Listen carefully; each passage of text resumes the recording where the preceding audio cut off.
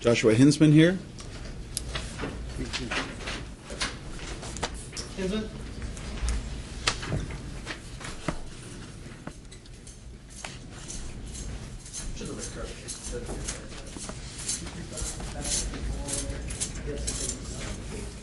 And good afternoon. Are you Joshua Hinsman? Yes, sir. And you're choosing to go forward today to change your plea? Yes, sir. Is this on the original information, I presume? It is. Okay, how old are you, Mr. Hinsman? 33. How far did you get in school? 11th grade.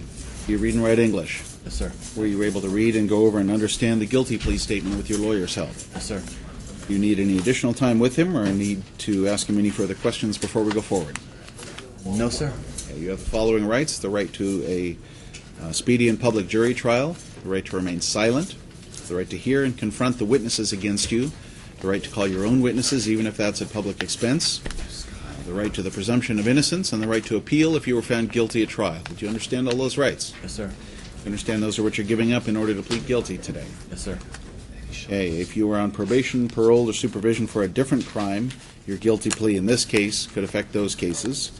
If you're not an American citizen, you plea of guilty in this case could affect your status in this country now and in the future. Mr. Ware, do you need time to discuss those issues with him? No, Your Honor. Okay. You could be required to pay costs, fines, fees, and assessments, including, for example, Crime Victims Compensation Fund, drug fund contribution, particularly in this case, etc. Because there's at least one felony here, you'll be required to give a DNA sample and charge the collection cost of that.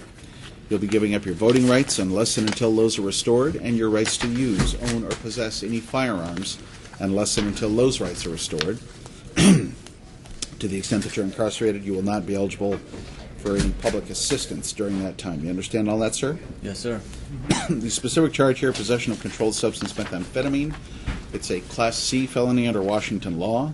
Looks like you have 5 points for criminal history scoring, which means that your standard range is 6 to 12 months in this case, with 12 months community custody, maximum term 5 years in prison, maximum fine $10,000.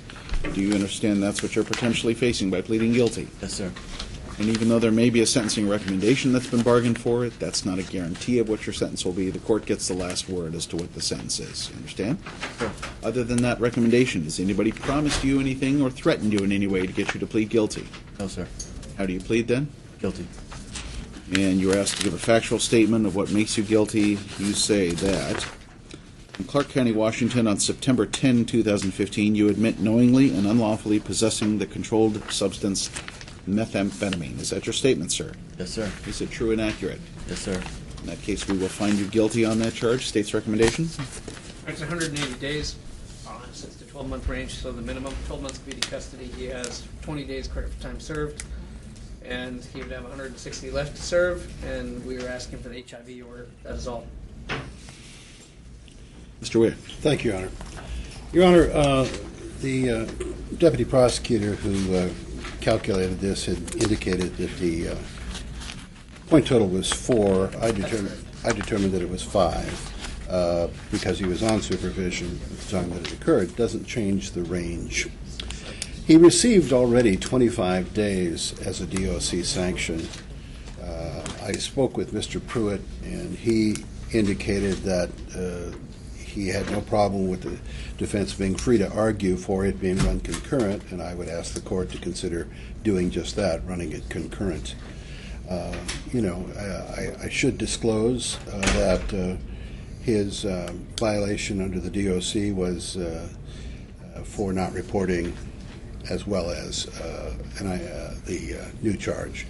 This was a very small amount of methamphetamine. He was found in a car. Somebody had reported drug usage in the car. He was cooperative in all manners, and so I think the recommendation is appropriate. I would ask the court to consider running the 25 days DOC imposed concurrently, and Mr. Hinsman can speak to his financial status with regard to his capability of paying. I think he's presently indigent as we stand here. Hinsman, you have a right to make a statement. Anything you wish to say? No, sir. All right. Well, Yeah, the history there. Boy, 6 months. That's an awfully expensive mistake, isn't it? How old are you? It's 33. About to be 34. You're probably old enough to know better, aren't you? 6 months of your life is a big chunk. It sure is. Well, bad news is they're not getting any cheaper from here on out. You just keep racking up the points. The consequences get steeper and steeper and steeper, right? Prison Yeah. from here on out. Yeah.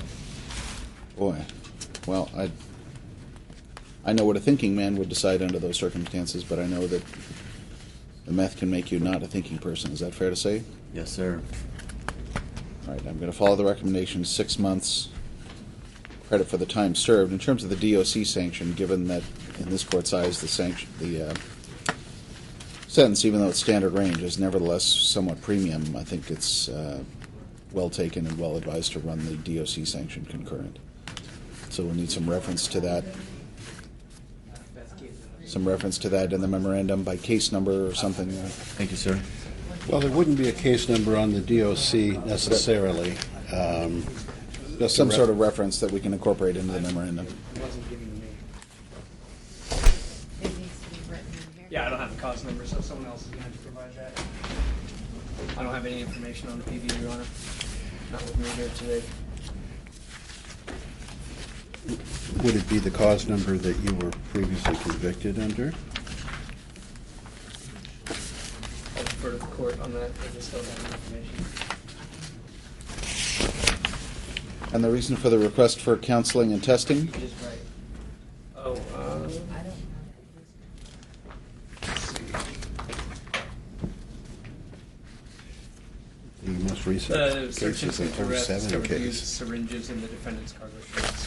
They were using the syringes to slam the meth. Any objection then to the order for counseling and testing, Mr. Ware? No, you're not.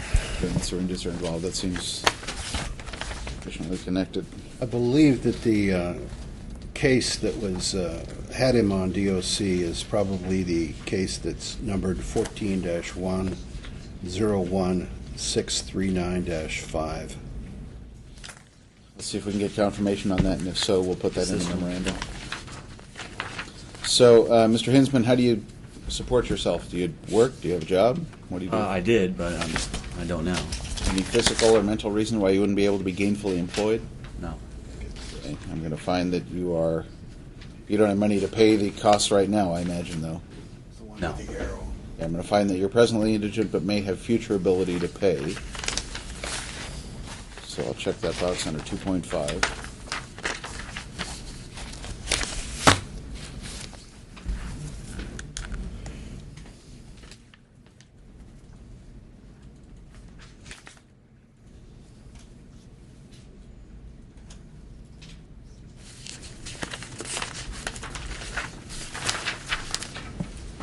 That's the only one.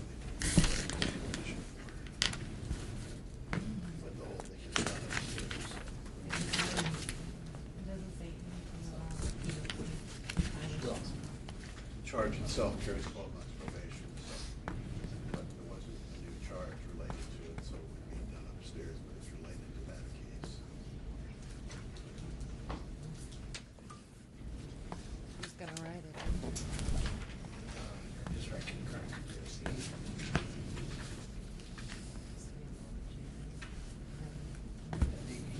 Because he's got the cause number. It was a 25-day sanction. We do know that.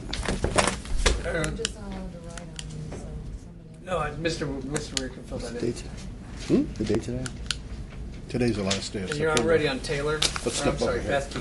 Beth Key, number 12. Beth Key, number 12. Office. Okay, thank you.